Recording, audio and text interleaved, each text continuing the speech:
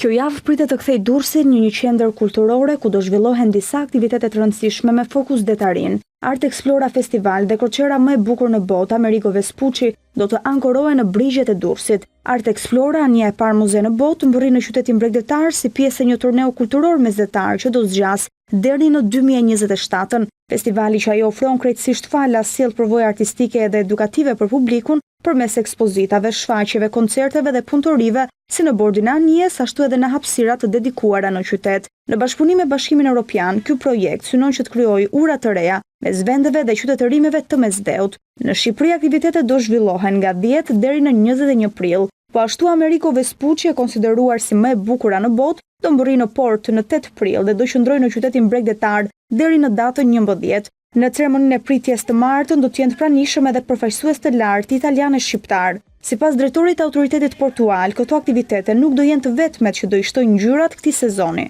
Por krahas këtyre dy eventeve të jashtëzakonshme, të cilat të rrisin vëmendjen jo vetëm të qytetit, por edhe të gjithë Shqipërisë për promovimin e turizmit, ne kemi si port me datën 11 prill do të kemi vizitën e parë të kroqerës së parë me rreth 610 turistë nga gjithë bota.